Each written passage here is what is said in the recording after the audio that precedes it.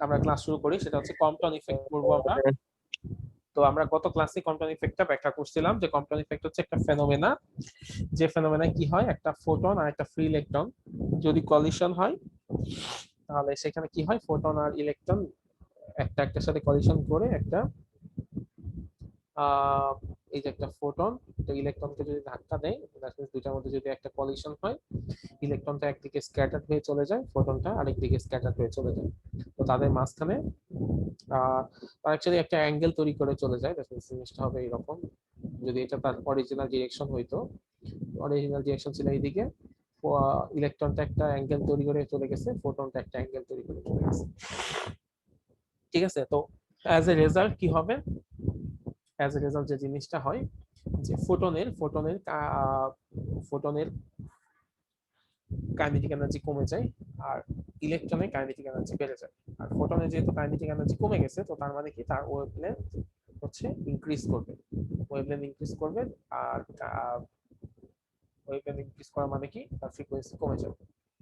So এখান থেকে আমরা আসলে কি বলতে পারি যে কম্পটন ইফেক্টের আলটিমেট রেজাল্টটা কি? আলটিমেট রেজাল্ট হচ্ছে ফোটন তার কিছু পরিমাণ এনার্জি ইলেকট্রনের মধ্যে ট্রান্সফার করতেছে। ঠিক আছে, এটাই হচ্ছে আমাদের সবচেয়ে ইম্পর্টেন্ট জিনিস, যে কম্পটন ইফেক্টে আলটিমেট গোলটা কি, আলটিমেট রেজাল্টটা কি, photon transfer some of their energy to the electron. Photon কিছু এনার্জিটাকে কোথায় ট্রান্সফার করতেছে, ইলেকট্রনের মধ্যে ট্রান্সফার করে দিচ্ছে। স্যার, হ্যাঁ, স্যার আমি মাত্র জয়েন করছিলাম, আমার কারেন্ট ছিল না বাসায়, ওয়াইফাই ছিল না। দেন আচ্ছা। তো এখানে আমরা যে জিনিসটা দেখতে পেলাম যে ফোটন যদি তার কিছু পরিমাণ এনার্জি ইলেকট্রনকে দেয়, তখন হয়ে যায় কম্পটন ইফেক্ট। আর এখন চিন্তা করো, যদি ফোটন এমন হয় যে ফোটন তার সমস্ত এনার্জি ইলেকট্রনকে দিয়ে দিল, তখন কি হবে? তখন একটা ঘটনা ঘটে, সেই ঘটনাটা যদিও তোমাদের সিলেবাসে নাই, তারপর আমি রিলেভেন্ট বলে তোমাদেরকে একটু বলে রাখি। সেটা হচ্ছে ফোটন যদি তার সম্পূর্ণ এনার্জি ইলেকট্রনকে দিয়ে দেয়, তখন যে ঘটনা ঘটে সেটাকে বলা হয় pair production. Pair production, that means তখন যেটা হয়, ফোটন সম্পূর্ণ এনার্জি ইলেকট্রনকে দিয়ে দিল। তো সম্পূর্ণ এনার্জি তখন ইলেকট্রনকে দিয়ে দিবে, তার মানে ফোটনের আর কোনো নিজের এনার্জি থাকবে না। তখন ওই ফোটনটা ভেঙে গিয়ে বা ওই ইলেকট্রনটা ভেঙে গিয়ে তখন দুইটা পেয়ার তৈরি হয়, একটা হচ্ছে ইলেকট্রন, একটা পজিট্রন পেয়ার তৈরি হয়। দ্যাট মিন্স ফোটনের এনার্জি সেটা কনভার্ট হয়ে যায় কিসে, ম্যাসে। ফোটনের এনার্জি সেটা তো এক ধরনের এনার্জি, তাই না? তো এনার্জি কি কোনো ভর আছে, বা ফোটনের কি কোনো ভর আছে? ভর নাই। তো সেইগুলো যখন ফোটন থেকে কনভার্ট হয়ে যখন আমি একটা ইলেকট্রন একটা পজিট্রন পাইতেছি, ইলেকট্রনের ভর আছে, পজিট্রনের ভর আছে, তার মানে কি, এনার্জি টোটালি কনভার্ট হয়ে যায় ম্যাসে, ম্যাসে কনভার্ট হয়ে যায়। এবং যেহেতু এখানে একটা ইলেকট্রন আর পজিট্রন দুইটা জিনিস তৈরি হয়, মানে ইলেকট্রন পজিট্রন কিন্তু সেম জিনিস, শুধুমাত্র তাদের চার্জের ডিফারেন্স, একটা চার্জ নেগেটিভ একটা চার্জ পজিটিভ। সো যেহেতু এখানে একটা ইলেকট্রন একটা পজিট্রন তৈরি হয়, তার সাথে একটা পেয়ার তৈরি হয়, এই জন্য বলা হয় এটাকে পেয়ার প্রোডাকশন। মানে pair production is the creation of an elementary particle and it's anti particle. That means electron একটা এলিমেন্টারি পার্টিকেল, আর পজিট্রন হচ্ছে ইলেকট্রনের অ্যান্টি পার্টিকেল। তার মানে একটা এলিমেন্টারি পার্টিকেল আর অ্যান্টি পার্টিকেল তৈরি হয় কি কিসের কারণে, পেয়ার প্রোডাকশনের কারণে। পেয়ার প্রোডাকশন কিভাবে হয়, যখন একটা ফোটন একটা ইলেকট্রনকে তার সম্পূর্ণ এনার্জি দিয়ে দেয়, এনার্জি কনভার্টেড ইনটু ম্যাস। তার মানে একটা খুব ইম্পর্টেন্ট জিনিস দেখো, যে কোনো জায়গায় যদি শক্তি থাকে, সেই শক্তি থেকে কি তৈরি করা সম্ভব, এনার্জি তৈরি করা সম্ভব।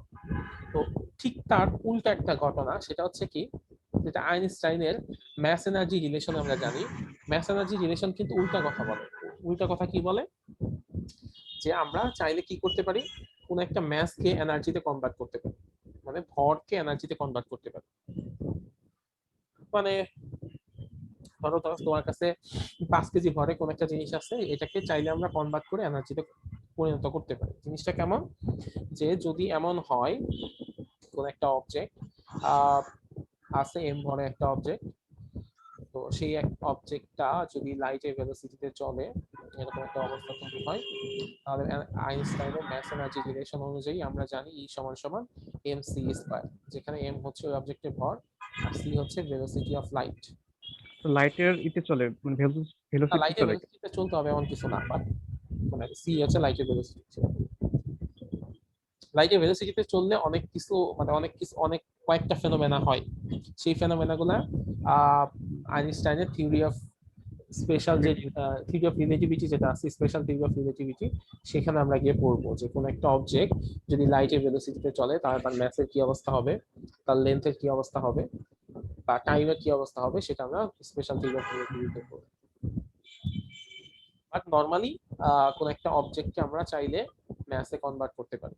সেটা কিভাবে? ই সমান সমান এম সি স্কয়ার, যেখানে এম হচ্ছে ওই বস্তুর ভর আর সি হচ্ছে লাইটের ভেলোসিটি। এখানে একটা জিনিস দেখাইছে যে এ এম ইউ মানে ওয়ান অ্যাটমিক ম্যাস, এটা কি মনে আছে? এটা পড়ছিলাম মনে হয় তোমরা কেমিস্ট্রিতে বা ফিজিক্সেও পড়ছো। ওয়ান অ্যাটমিক ম্যাস কি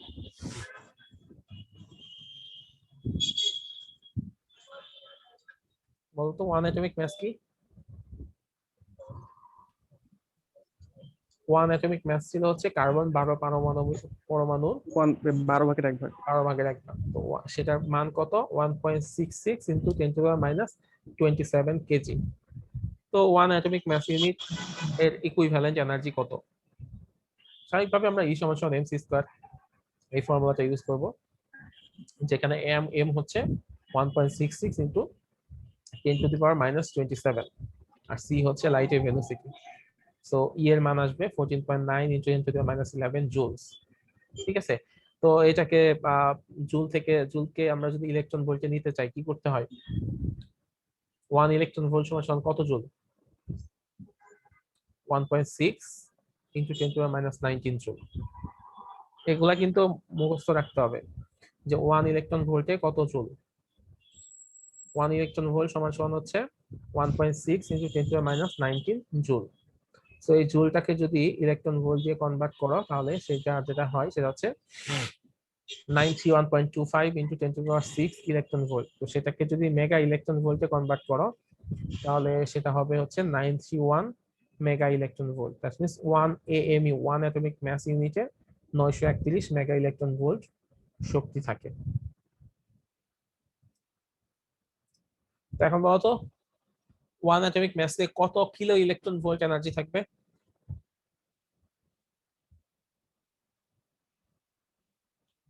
মুখে মুখে জি স্যার, পাওয়ার কথা। বুঝলাম না স্যার। মানে আমি তো দেখাইলাম যে 1 অ্যাটমিক মাস ইউনিটে 931 মেগা ইলেকট্রন ভোল্ট এনার্জি থাকে। তাহলে আমি যদি বলি কিলো ইলেকট্রন ভোল্টে কত হবে, কি হবে সেটা?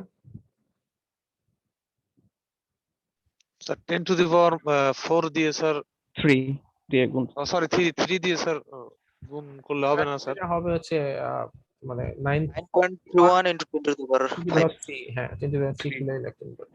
কারণ মেগা ইলেকট্রন ভোল্ট হচ্ছে 10⁻6 6।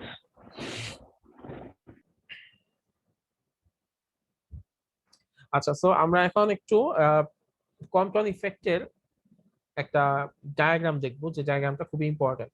এই ডায়াগ্রামটা যদি বুঝতে পারো কম্পটন ইফেক্টের সব কনসেপ্ট বুঝবা আর সব ম্যাথ করতে পারবা। স্যার কম্পটন ইফেক্ট কাকে বলে? স্পেসিফিক সংজ্ঞাটা যদি একটু বলতেন তাহলে ভালো হতো। কম্পটন ইফেক্ট হচ্ছে যখন একটা ফোটনের সাথে একটা ইলেকট্রনের কলিশন হয়, ফোটন তার কিছু এনার্জি ইলেকট্রনকে দিয়ে দেয়।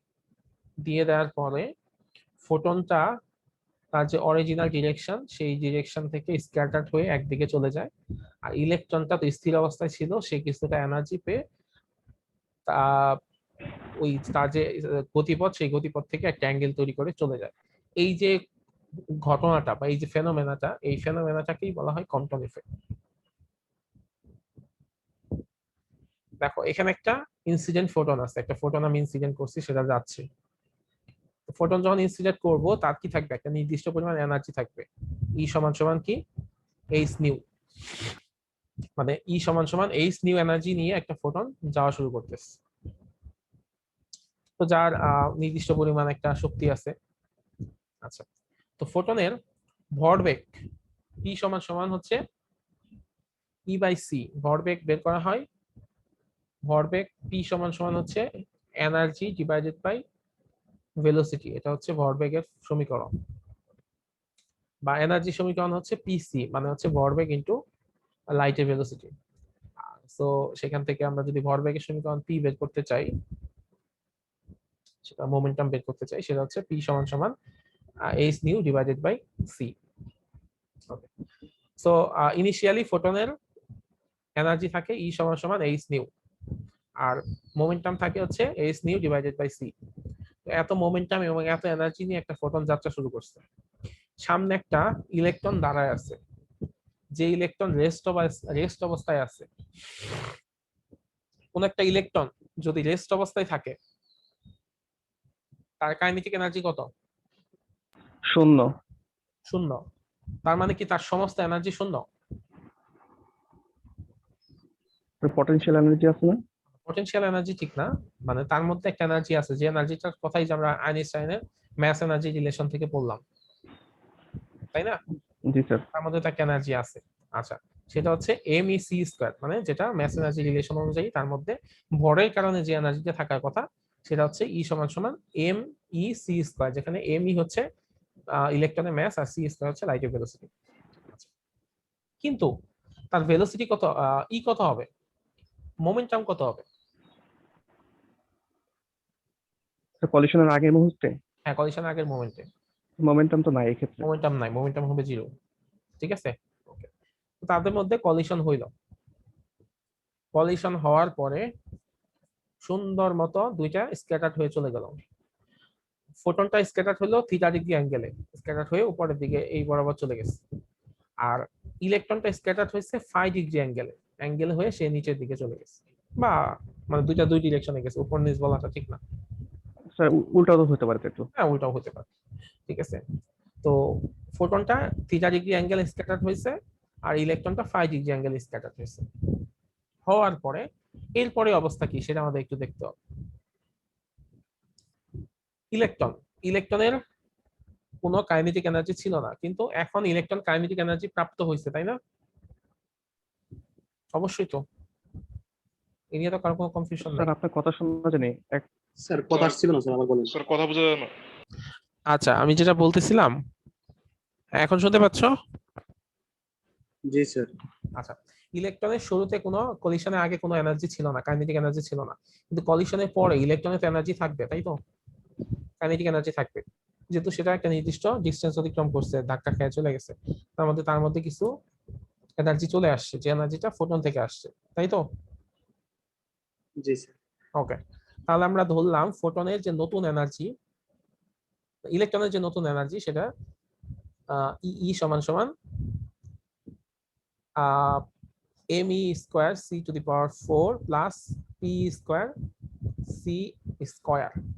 এটা অ্যাকচুয়ালি এখানে দুই ধরনের এনার্জি আছে, একটা হচ্ছে তার আগের যে এনার্জি ছিল, যেটা ম্যাসের কারণে যে এনার্জিটা ছিল সেটা, প্লাস তার গতিশক্তির কারণে তার মধ্যে একটা নতুন এনার্জি তৈরি হয়েছে, সেটা মানে দুই ধরনের এনার্জি তৈরি হয়েছে।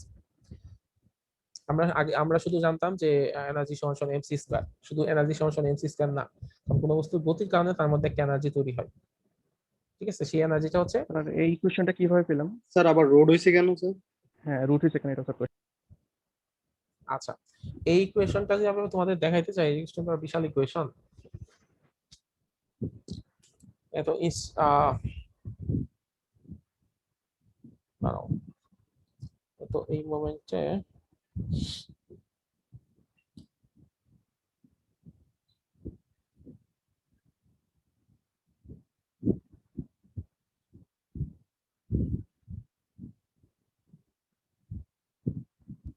স্যার মেসির ফ্যান। হুম স্যার আপনি মেসির ফ্যান। হুম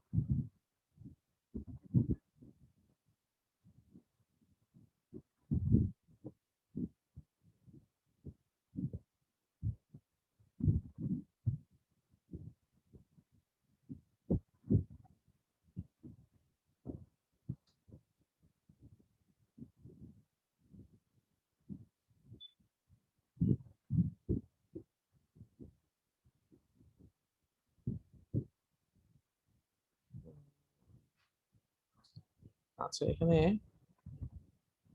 তো আমরা অ্যাকচুয়ালি এই বই থেকে পড়তাম, তো এই প্রমাণ মানে এই ডেরিভেশনটা কই আছে এক্স্যাক্টলি খুঁজে পেতেছি না।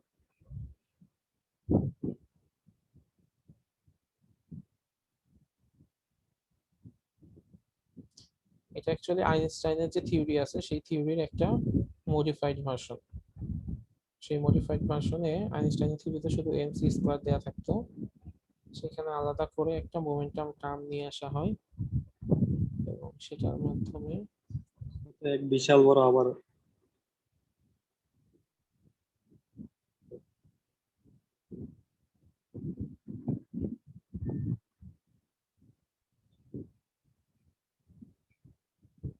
আচ্ছা এটার প্রুফটা আমি তোমাদেরকে নেক্সট ক্লাসে দেখাবো, বের করে রাখি নেক্সট ক্লাসে এই প্রুফটা আমি তোমাদের দেখাই দেব। যে ওকে স্যার। কোন একটা জিনিসের এনার্জি আমরা নরমালি তো জানি শুধুমাত্র এমসি স্কয়ার, তো সেটার মডিফিকেশন হয়ে কিভাবে সেটা মানে সেখানে মোমেন্টাম টার্ম চলে আসে এবং হচ্ছে এই ইকুয়েশনটা হয়। আচ্ছা আর এটা মোমেন্টাম স্বাভাবিকভাবে কি হবে, মানে একটা মোমেন্টাম ধরা হয়েছে p সমান সমান pe, সে একটা মোমেন্টাম পাইছে। তো এই হচ্ছে অবস্থা। আর এই পাশে স্ক্যাটার্ড ফোটন যেটা আছে সেই স্ক্যাটার্ড ফোটনের কি হবে, আগে যে এনার্জি ছিল, স্কিটার ফোটনটা কি ওয়েভ আকারে যায় নাকি স্যার? ফোটন তো সবসময় ওয়েভ আকারে যাবে না, ফোটন তো লাইট না, লাইট কি একটা লাইটের কণা। তো স্ক্যাটার্ড ফোটন তার যে এনার্জি সেই এনার্জি থেকে আগের এনার্জি থাকবে না, আগের এনার্জি থেকে কমে যাবে, স্যার কমে যাবে। কমে যাবে হ্যাঁ।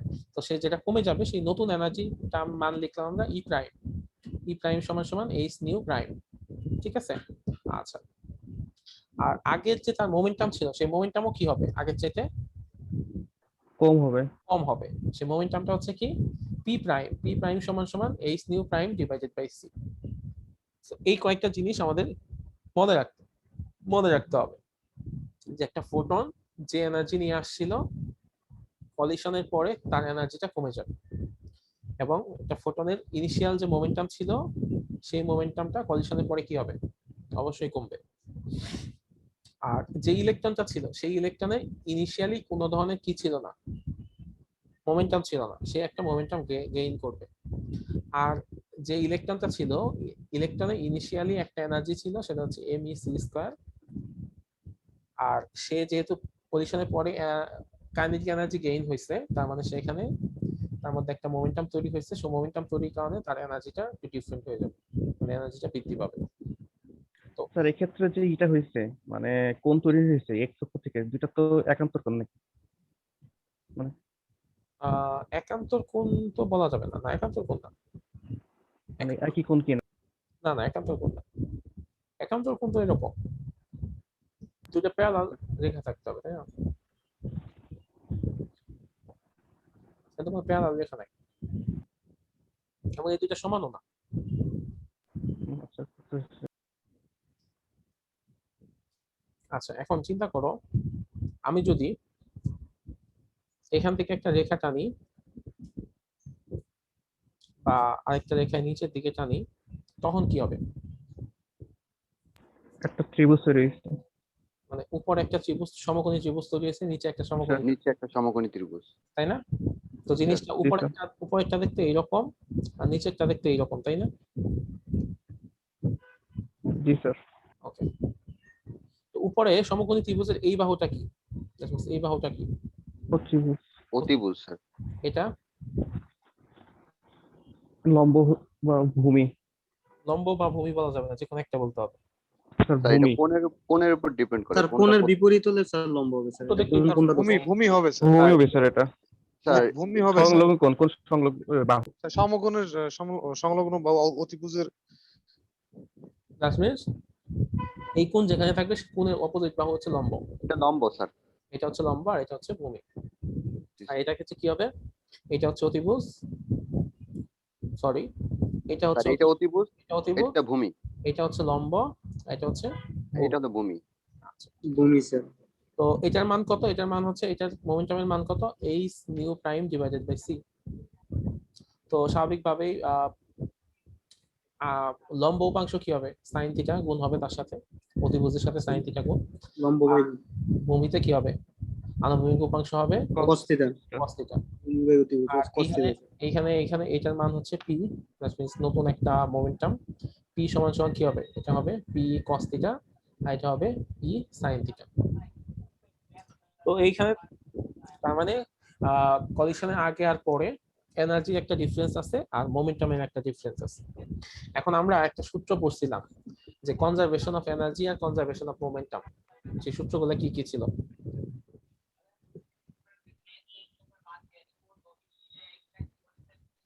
কনজারভেশন অফ এনার্জি কি বলতো শক্তির নিত্যতা স্টেটমেন্টটা কি ছিল বাংলায় বলো স্যার। মানে এই মহাজগৎ থেকে স্যার কোনো শক্তি ক্ষয় হবে না, কিন্তু একটা অবস্থা থেকে আরেকটা অবস্থায় রূপান্তরিত হবে। এই মহাবিশ্বে কোনো শক্তি মানে সৃষ্টিও হবে না বা ধ্বংস হবে না, জাস্ট এক রূপ থেকে আরেক রূপে কনভার্ট হয়। আর মোমেন্টামের সংজ্ঞা কি ছিল, মোমেন্টামের কনজারভেশন ল কি ছিল?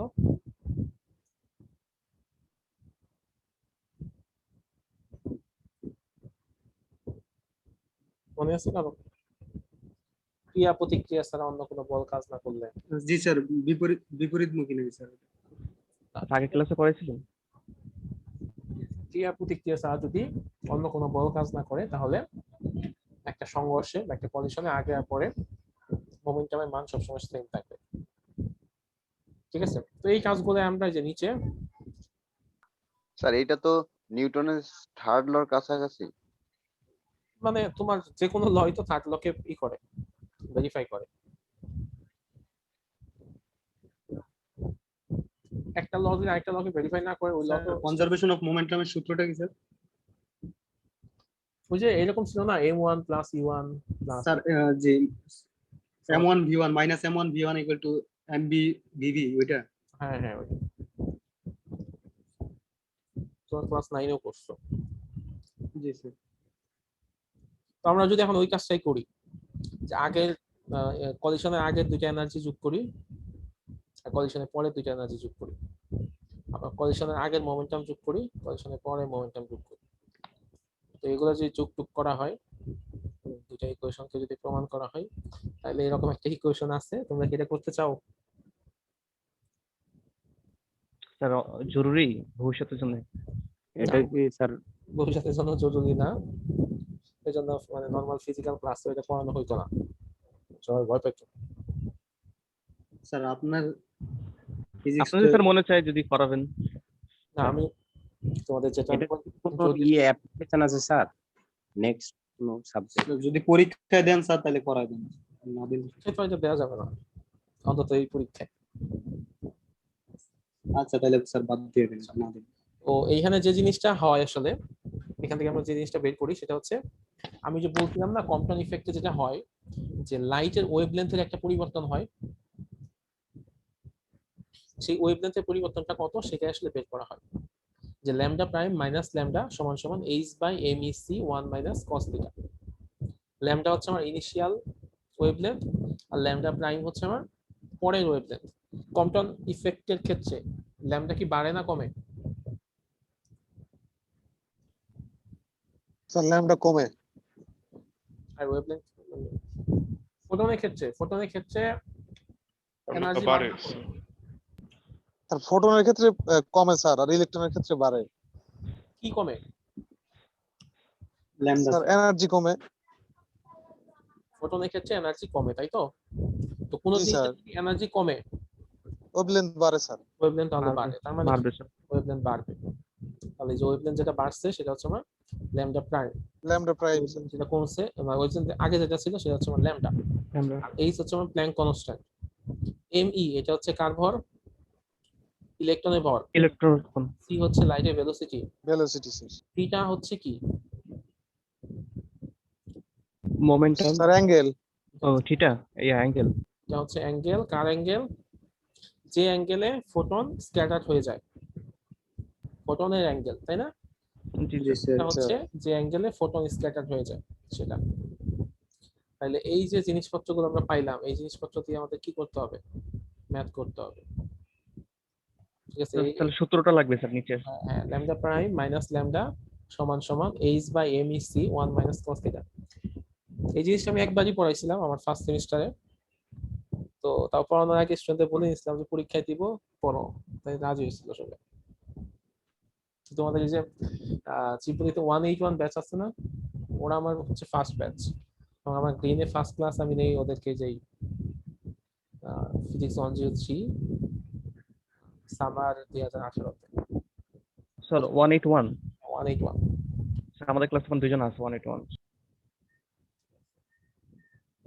ওদেরকে আমি প্রথম ক্লাসে, এবং আমার মানে ক্যারিয়ারে ফার্স্ট ক্লাস মানে ফার্স্ট স্টুডেন্ট হচ্ছে ওরা 181।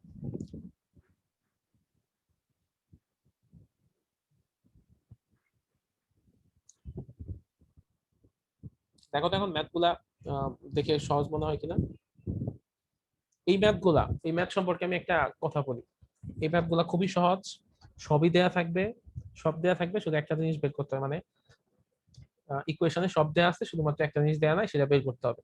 কিন্তু তারপরেও আমি বলে দিতেছি, এই ম্যাথ যখন আমি তোমাদেরকে করতে দিব বা ফিজিক্যালি যদি তোমাদের করতে দেই, তোমাদের ক্লাসে যে এখন স্টুডেন্ট আছে 22 জন, 22 জনের মধ্যে 5 জন পারবা, আর বাকি 17 জন পারবা না।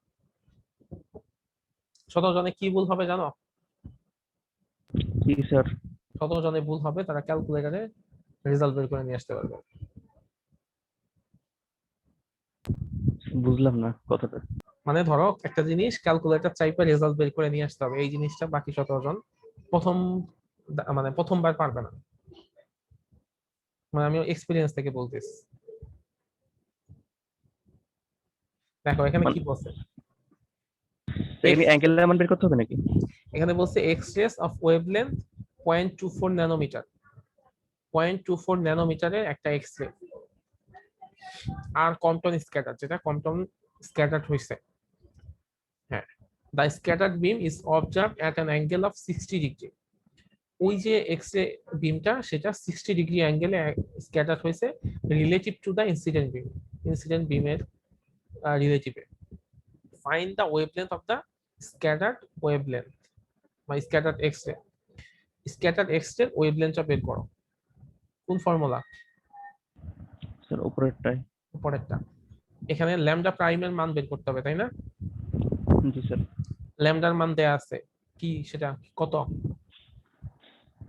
0.24 ন্যানোমিটার। 0.24 nano 0.24 nanometre.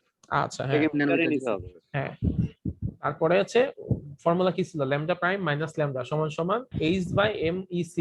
h তো প্ল্যাঙ্ক কনস্ট্যান্ট জানোই, m ই হচ্ছে ইলেকট্রনের মাস, সেটাও জানো, c হচ্ছে লাইটের ভেলোসিটি, সেটাও জানো।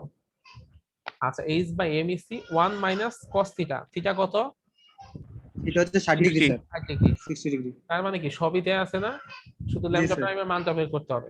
তো একটু তোমাদের হাতে ক্যালকুলেটর আছে না সবার কাছে? এখন নাই স্যার।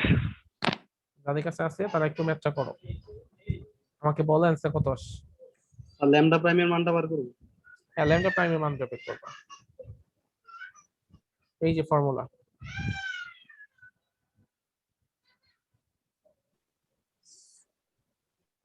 Sir 0.2412 nanometre. 0.241। জি স্যার।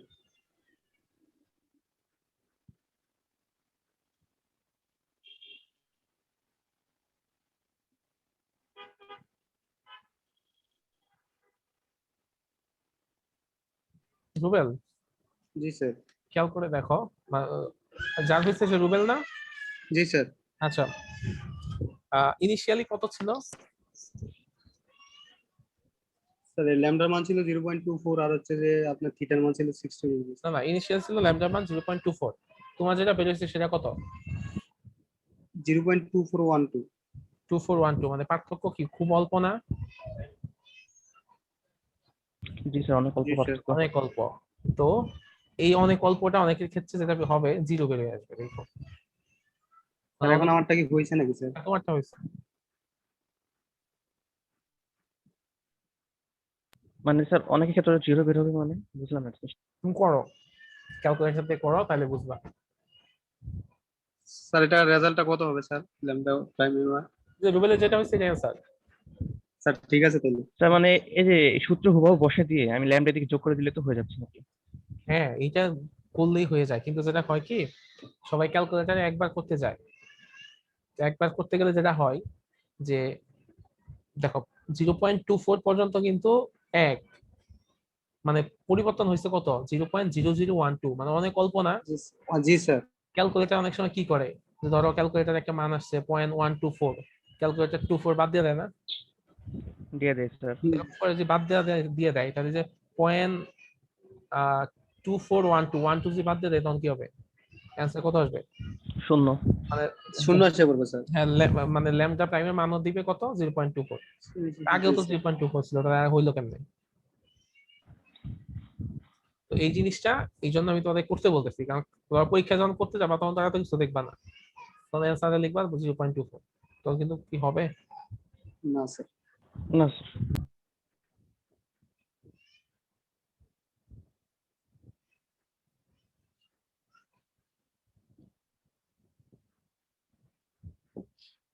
আর যাদের এইটা হইছে তারা পরেরটা একটু ট্রাই করো, মানে যদি অত নতুন স্ক্যাটার্ড ওয়েভলেন্থের স্ক্যাটার্ড এক্স এর ওয়েভলেন্থ যদি 0.2412 হয়, তাহলে সেটার ক্ষেত্রে কত হবে, এনার্জি কত হবে?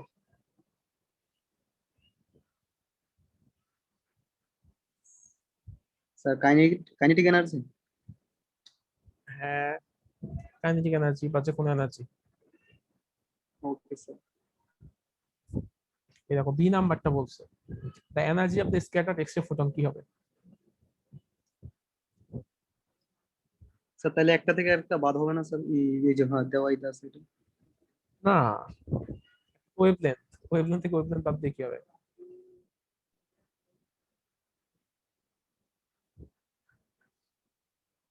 তো সূত্র কি ER is equal to h mu minus h mu prime, এটা বলছে। EHC বাই ল্যামডা, ই সমান সমান HC by lambda.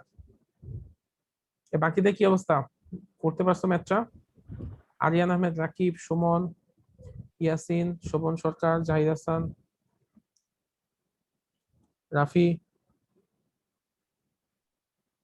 Sir calculator নাই বাট বুঝতে পারছি।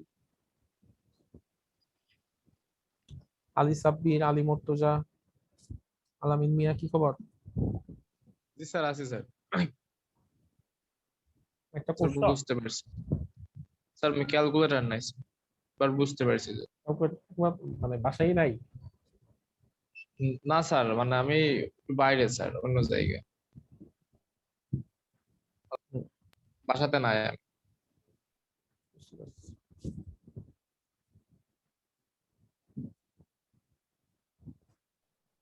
আসসালামু আলাইকুম স্যার।